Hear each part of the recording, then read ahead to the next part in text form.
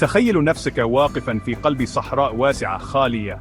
الشمس تضرب بقوة والصمت عميق لدرجة أنه يبدو وكأنه وجود مادي. ولكن هل هي خالية حقا؟ الريح تهمس بالأسرار وهي تنحت الكثبان، أسرار أقدم بكثير من أي حضارة بشرية. إنها تتحدث عن زمن قبل آدم، زمن لم تكن الأرض فيه ملكا لنا. الأرض تحت قدميك التي تبدو قاحلة هي مكتبة لتاريخ منسي، مقبرة أنواع كاملة وحروب منسية. كل حبة رمل يمكن أن تكون شاهدة على قصص ملحمية من الخلق والدمار، لا تستطيع عقولنا استيعابها إلا بصعوبة. ماذا لو أخبرتك أن هذا الصمت كذبة، حجاب رقيق يغطي ماضيا فوضويا وعنيفا؟ هذا العالم، عالمنا، شهد عصورا لا يمكننا إلا أن نحلم بها. قبل أول خطوة بشرية، قبل أول دعاء بشري، كائنات أخرى سارت على هذه الأرض، بنوا، حاربوا، أحبوا، وسقطوا في الفساد. قصصهم ليست مكتوبة في كتب التاريخ، بل يلمح إليها في الكتب القديمة، وتهمس بها في الفولكلور، وتدفن في أعمق بقات الأساطير. هذه هي قصص الأجناس قبل الآدمية، السكان الأصليين لكوكب كان بريا وغير مروض. إرثهم ليس من الآثار الحجرية، بل من طاقة باقية، من أسرار ترفض أن تبقى مدفونة، ومن شعور مخيف بأننا لسنا ولم نكن أبدا وحدنا تماما. الهواء يصبح باردا مع حلول الليل، وتظهر النجوم باردة وبعيدة. لقد شاهدت كل شيء. لقد رأت صعود كائنات مصنوعة من نار بلا دخان، وآخرين تشكل من الماء والريح. لقد شهدت حضارات ازدهرت في المحيطات العميقة وعلى الجبال التي يلفها الضباب، قبل وقت طويل من اتخاذ القارات شكلها الحالي. فكر في ضخامة الوقت الذي مر، الدهور التي يمكن أن تبتلع تواريخ كاملة دون أثر. قصص هذه الكائنات الأولى تشبه أصداء خافتة في كهف عميق، مشوهة ومجزأة، ومع ذلك تحمل ثقلا من الحقيقة يرسل قشعريرة في عمودك الفقري، خوفا بدائيا مما كان قبل. نحن نسير على مسرح فتحت عليه دراما لا حصر لها. الأرض تتذكر الحروب التي أحرقت سطحها والدماء التي روت تربتها. تتذكر مخلوقات أشكالها تتحدى فهمنا الحديث للبيولوجيا. كائنات وجودها نفسه يتحدى مكانتنا كالسادة الوحيدين لهذا الكوكب. هذه الرحلة التي نحن على وشك الشروع فيها ليست لضعاف القلوب، إنها نزول إلى هاوية الزمن، كشف لطبقات الواقع، لإلقاء نظرة على الأسرار المخيفة والرائعة لأرض كانت موجودة قبل عصر الإنسان بوقت طويل. الهمسات تتعالى. هل أنت مستعد للاستماع؟ من كانوا هؤلاء الأسلاف الغامضون؟ الإجابات ليست واضحة، بل مبعثرة في النصوص القديمة وتفسيرات العلماء والمتصوفة. الأسماء نفسها شبحية، تنطق بمزيج من التبجيل والخوف: الهن، البن، الجن، النسناس والزلم. هؤلاء ليسوا مجرد شخصيات خرافية، فالعديد من المعلقين والمؤرخين الأوائل مثل الطبري وابن كثير تحدثوا عنهم ككائنات حقيقية حكمت الأرض في عصور متعاقبة. كان يعتقد أنهم خلقوا من عناصر مختلفة، لكل منهم طبيعته ومصيره الخاص. تشير الروايات إلى وجود تسلسل هرمي للخلق، تجربة كونية تطورت على مدى آلاف السنين قبل أن يتصور وجود البشرية. لنبدأ بالهن والبن. غالبا ما يذكر هذان الاسمان كأول سكان. تصف التقاليد الهن بأنهم كائنات هوائية أو رياح أثيرية وسريعة، بينما قيل إن البن صنع من الماء، أسياد المحيطات العميقة. تخيل عالما حيث تحمل الرياح حياة ذكية وتضم المحيطات مدنا مترامية الأطراف وصامتة. يختلف العلماء حول طبيعتهم وجدولهم الزمني الدقيق، حيث يرى البعض أنهم جنسين متميزين، والبعض الآخر يرى أنهم فئتان مختلفتان من نفس الخلق المبكر. كان وجودهم فترة من الهدوء النسبي، عالم يعج بالحياة، لم يكن قد تلوث بعد بالغطرسة والغيرة التي ستأتي لاحقا. جنة بدائية من نوع مختلف. ثم جاء الجن، أشهر هذه الأجناس قبل الآدمية. يذكر القرآن صراحة أنهم خلقوا من نار بلا دخان، على عكس الهن والبن الذين قصصهما أكثر تجزئة، فإن تاريخ الجن أكثر تفصيلا متشابكا مع تاريخنا. لقد منحوا قوة هائلة وشكلا من أشكال الإرادة الحرة المشابهة لإرادتنا.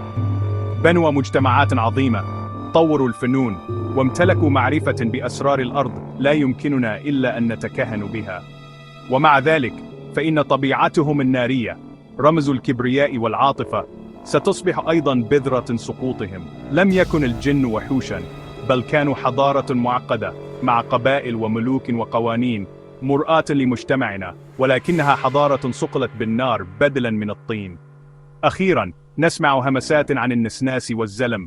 يوصف النسناس بأكثر المصطلحات إزعاجا. قيل إنهم كائنات وحشية، ربما سلالة متدهورة أو ملعونة من جنس آخر، يمتلكون نصف جسد فقط، ذراع واحدة، ساق واحدة، نصف رأس، ويقفزون عبر الأراضي القاحلة. إنهم يمثلون شكلا من أشكال الرعب الكوني، خلقا سار بشكل خاطئ، بشكل فظيع. على الطرف الآخر من الطيف كان الزلم، وهو اسم يترجم إلى الظالمين. يربطهم العديد من المفسرين بالعمالقة أو الطغاة الأقوياء، الذين سيطروا على الأرض بالقوة الغاشمة. لم يكونوا مجرد مخلوقات، بل كانوا شهادة على الفوضى التي بدأت تستهلك العالم قبل عصر آدم. السلطة، كما أظهر لنا التاريخ مرارا وتكرارا، قوة مفسدة. الجن والأجناس التي سبقتهم لم يكونوا استثناء. بعد عصور من الازدهار، استسلموا لأظلم جوانب طبيعتهم: سفك الدماء، نشر الظلم، وتمردوا على القوانين الإلهية التي تحكم وجودهم. الأرض التي كانت ذات يوم نظاما بيئيا نابضا بالحياة ومتوازنا من الكائنات المتنوعة، أصبحت ساحة معركة. تتحدث السجلات عن عالم يغرق في الفوضى، حيث شنت قبائل الجن حروبا لا نهاية لها ضد بعضها البعض من أجل السيطرة، وقواها النارية تحرق الأرض نفسها التي يسمونها موطنا. السماء أسودت بدخان معاركهم، وصدى صرخات المظلومين عبر الوديان. هذا الفساد الواسع النطاق، فساد عظيم على الأرض، لم يمر دون أن يلاحظه أحد. وفقا للعديد من التقاليد، أرسل الله إليهم تحذيرات ورسلا، لكن غطرستهم كانت عظيمة جدا. وصل عصيانهم إلى نقطة أصبح فيها التدخل الإلهي ضروريا لتطهير الكوكب. أرسل جيش من السماوات، ليس من البشر، بل من الملائكة. لم تكن هذه معركة بسيطة، لقد كانت حربا كونية، صراعا بين القوى السماوية للنظام والقوى الأرضية للفوضى. نزلت الملائكة إلى الأرض بمهمة واحدة: وضع حد لسفك الدماء وإعادة التوازن. قيل إن الصراع الذي أعقب ذلك كان على نطاق لا يمكن تصوره، حيث أعاد تشكيل القارات ومحى حضارات بأكملها. تخيل المشهد: جحافل من النور تنزل من السماء لمواجهة جيوش من الظل والنار. القوة التي أطلقت في هذه الحرب ستجعل أسلحتنا الأكثر تدميرا تبدو كلعب أطفال. الجن على الرغم من قوتهم هزموا، دمر معظمهم، وتحولت مدنهم إلى غبار، وضاعت معرفتهم في غياهب النسيان. تشتت الناجون ودفعوا إلى الزوايا النائية من العالم، المحيطات العميقة، الجزر القاحلة، والعوالم السفلية الكهفية. أصبحوا الشعب الخفي، كائنات الأسطورة والخرافة، مطبوعين إلى الأبد بهزيمتهم ونفيهم من عالم السطح الذي حكموه ذات يوم دون عقاب. كانت هذه هي إعادة الضبط الكبرى، مسح اللوحة. تفصيل مثير للاهتمام في هذه القصة يتعلق بجني شاب يدعى عزازيل، الذي وفقا لبعض التقاليد قاتل إلى جانب الملائكة ضد قومه بسبب تقواه.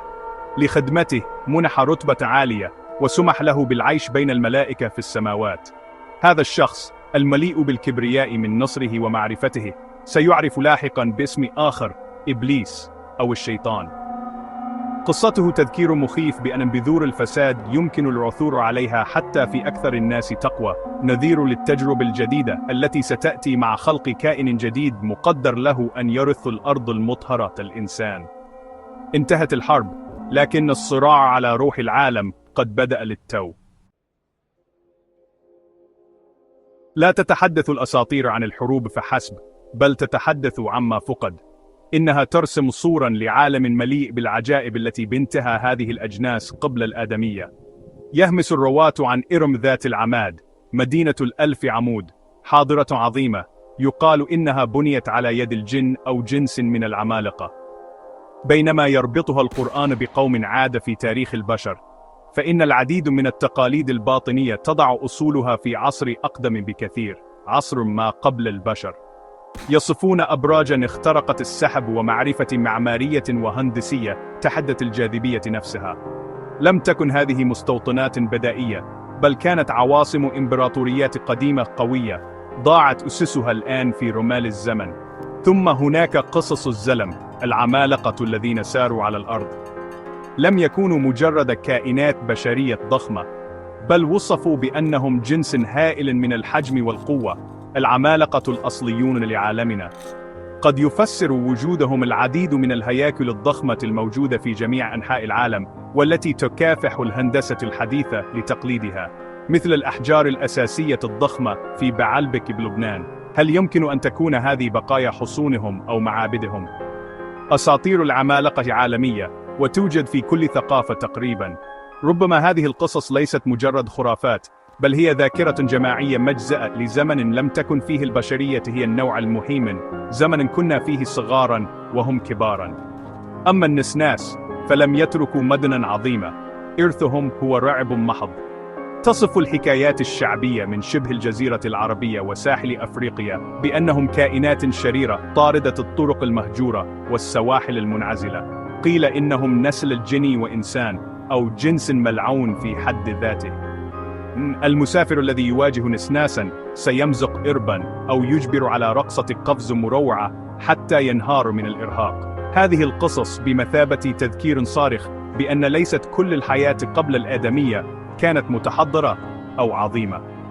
كان العالم القديم أيضا موطنا للفظائع، للتجارب الفاشلة والأشكال الملتوية للحياة التي كانت تتربص في الظلال، تجسد الفوضى التي جاءت الملائكة لتدميرها. أين ذهبت هذه الكائنات؟ موضوع شائع في الروايات هو نفيها إلى أماكن خفية. طرد الجن إلى جبال قاف، سلسلة جبال أسطورية يقال إنها تحيط بالأرض. سجن آخرون في جزر نائية أو في أعماق المحيط السحيقة. أصبحت هذه الأماكن عوالم أخرى أسطورية، عوالم موجودة بالتوازي مع عالمنا، تتقاطع أحياناً عند النقاط الواقع الضعيفة، الأطلال القديمة، الكهوف العميقة، أو مفترقات الطرق المنعزلة في منتصف الليل. فكرة أن هذه المدن الرائعة والمخلوقات المرعبة لم تختف تماماً، بل اختبأت ببساطة عن أنظارنا، تضيف طبقاً من الغموض المستمر إلى عالمنا. إنهم بعيدون عن الأنظار، ولكن ربما ليس بعيدين عن متناول اليد تماماً. قد ترفض هذه القصص باعتبارها مجرد فولكلور قديم، هذيان خيالي لأجدادنا. ولكن ماذا لو أن الهمسات لم تتوقف أبداً؟ ماذا لو أننا في عصرنا الحديث والعلمي ما زلنا نجد أصداء لهذا الماضي ما قبل البشري؟ اكتشافات غريبة وأحداث غير مبررة تستمر في الظهور، محيرة العلماء ومغذية للتكهنات. فكرة في الهياكل العظمية الضخمة الشبيهة بالبشر التي تكتشف بشكل دوري وتبلغ عنها في وسائل الإعلام الغامضة، وغالباً ما تكون مصحوبة بصور غير واضحة. بينما يتم فضح معظمها بسرعة على أنها خدع، فإن الإصرار المطلق لهذه القصص يجعل المرء يتساءل عما إذا كان لمرة واحدة فقط قد تم اكتشاف حقيقي وإخفاؤه بسرعة. فكر في الاكتشافات الأثرية الغريبة التي لا تتناسب مع الجدول الزمني الدقيق لتاريخ البشرية. أشياء مثل آلية أنتيكيثيرا، آلة حاسبة فلكية معقدة من اليونان القديمة، تظهر مستوى من التطور التكنولوجي يبدو غريباً. بينما هي من صنع الإنسان رسمياً، فإنها تتحدى افتراضاتنا حول الماضي. ماذا لو كانت هذه القطعة الأثرية مجرد غيض من فيض؟ تظهر تقارير أحياناً عن فؤوس عملاقة، أدوات ضخمة، أو آلات غير مفهومة، ووجدت مدفونة في طبقات صخرية قديمة، يعود تاريخها إلى ملايين السنين. الأدلة دائماً ما تكون مثيرة للجدل تقريباً، وغالباً ما تختفي من الرأي العام، مما يؤدي إلى نظريات حول مرشح المعرفة أو التستر المتعمد من قبل السلطات التي ترغب في حماية السرد التاريخي الراسخ. ثم هناك الأصوات، لعقود من الزمان تم تسجيل أصوات غامضة، قوية، وغير معروفة من أعماق المحيط. أشهرها هو The Bloop، وهو صوت منخفض التردد للغاية، تم تسجيله في عام 1897 وكان أعلى بكثير من أي حيوان معروف، بما في ذلك الحوت الأزرق. بينما نسبه العلماء لاحقاً إلى تشقق الجبال الجليدية، فقد غدا لسنوات التكهنات بأن مخلوقاً هائلاً وغير معروف كان يتربص في أعماق المحيط الهادئ. تم الإبلاغ عن ظواهر صوتية غير مبررة مماثلة في جميع أنحاء العالم، من أبواق السماء التي سمعت في مدن مختلفة إلى طنين تاوس المستمر، وهو صوت منخفض التردد يزعج سكان بلدة صغيرة في نيو مكسيكو. هل هذه ضوضاء صناعية أم أنها أصداء خافتة لكائنات ما زالت تسكن الزوايا الخفية من عالمنا؟ النمط هو نفسه دائما، يحدث حدث غريب، يتم العثور على قطعة أثرية غريبة، أو يتم تسجيل صوت مزعج، يثير ذلك موجة قصيرة من الإثارة واهتمام وسائل الإعلام. يتم استدعاء الخبراء ويتم تقديم تفسيرات رسمية وعادية. في النهاية غالبا ما تختفي الأدلة ويتم السخرية من الشهود، وتتلاشى القصة في أرشيفات الغرائب وغير المبرر. لكن الأسئلة تظل قائمة: هل نحن متسرعون جدا في قبول تفسيرات بسيطة لأحداث شاذة حقا؟ هل يمكن أن نكون نتجاهل بشكل منهجي فتاة الخبز التي تقودنا إلى تاريخ أكثر غرابة وتعقيدا مما نحن على استعداد لقبوله؟ ربما لم يكن الحجاب على الماضي قديما فحسب، بل يتم الحفاظ عليه بنشاط. إذا لم تبد هذه الأجناس القديمة تماما بل نفيت فقط، فأين ذهبت؟ الأساطير واضحة، لقد دفعت إلى الاختباء، إلى أبعاد موجودة جنبا إلى جنب مع أبعادنا. هذه الفكرة عن العوالم الخفية ليست مجرد مادة لروايات الخيال، إنها تتوافق مع الفيزياء النظرية الحديثة التي تفترض وجود أبعاد إضافية وأكوان متوازية. ما أسماه أجدادنا عالم الجن أو العالم السفلي قد يسميه الفيزيائي غشاء متوازيا أو فضاء متعدد الأبعاد يتعايش مع عالمنا، مفصولا بغشاء رقيق من الواقع. قد يصف الصوفيون القدماء والعلماء المعاصرون نفس الظاهرة باستخدام لغات مختلفة. لا يعتقد أن هذه العوالم الخفية مغلقة تماما. الفولكلور من جميع أنحاء العالم مليء بقصص البوابات أو المداخل إلى هذه العوالم الأخرى. غالبا ما تكون هذه مواقع مادية محددة، حيث يكون الحجاب بين العوالم رقيقا. دوائر حجرية قديمة مثل ستونهنج، كهوف عميقة يقال إنها بلا قاع، جزر نائية يكتنفها الضباب الدائم، أو حتى منازل قديمة حيث يبدو هندسة الفضاء خاطئة بعض الشيء. غالبا ما يروي الأشخاص الذين يعيشون بالقرب من هذه الأماكن قصصا عن اختفاءات غريبة أو تشوهات زمنية أو رؤية مخلوقات لا ينبغي أن توجد. تعامل هذه المواقع بحذر، كأماكن لا تنطبق فيها قواعد واقعنا، وحيث قد يخطو المرء عبر باب ولا يعود أبدا. هل يمكن أن تكون بعض الظواهر غير المبررة التي نشهدها تسربات من هذه العوالم المختومة؟ فكر في مشاهدات الأشباح ونشاط الأرواح الشريرة، أو اللقاءات مع الكائنات الخفية مثل البيج فوت أو الموثمان. هل هذه ألغاز فردية غير مرتبطة، أم أنها مظاهر مختلفة لنفس الحقيقة الأساسية؟ ربما يكون الشبح مجرد بصمة بصرية لحظية لكائن من بعد موازن. ربما يكون الكائن الخفي ساكنا في ذلك العالم الآخر الذي عبر نقطة ضعف في الحجاب عن طريق الخطأ أو عن قصد.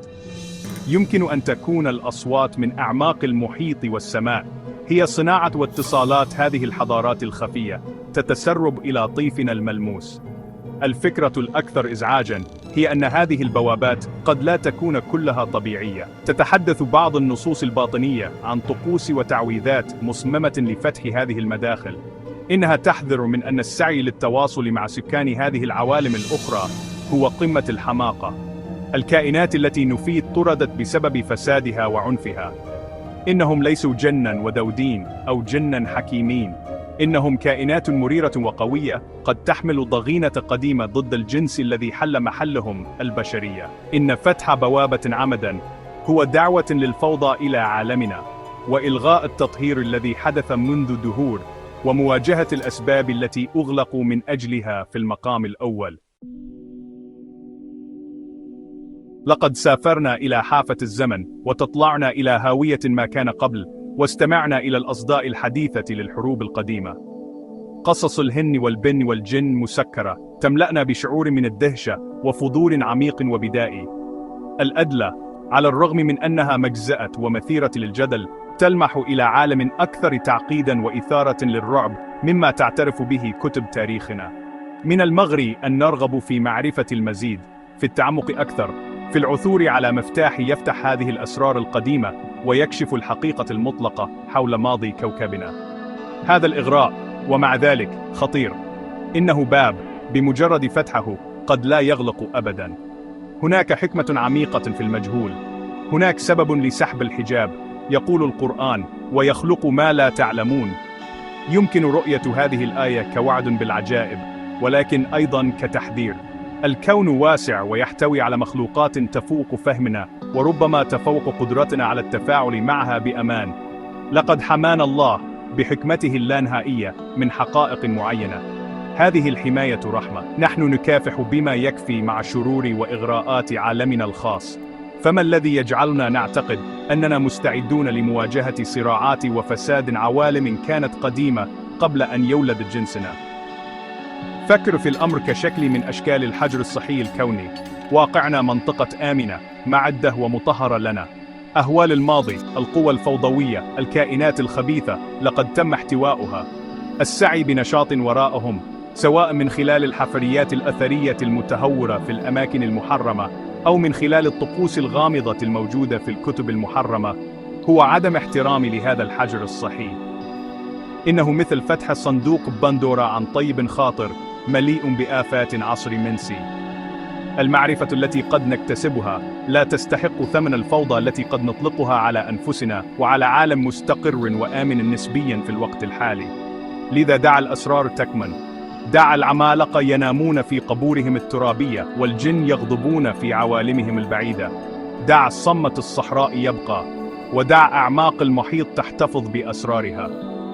هدفنا هنا، في هذا العالم، في هذا الوقت، لدينا معاركنا الخاصة لنخوضها، وإنسانيتنا الخاصة لنكملها. جاذبية المجهول قوية، ولكن الحكمة الحقيقية تكمن في إدراك حدودنا، والثقة بأن بعض الأبواب مغلقة لسبب ما. قد يكون أعظم سر على الإطلاق هو أن جهلنا هو درعنا، رحمة إلهية تسمح لنا بالعيش وبناء إرثنا الخاص على أرض شهدت الكثير بالفعل.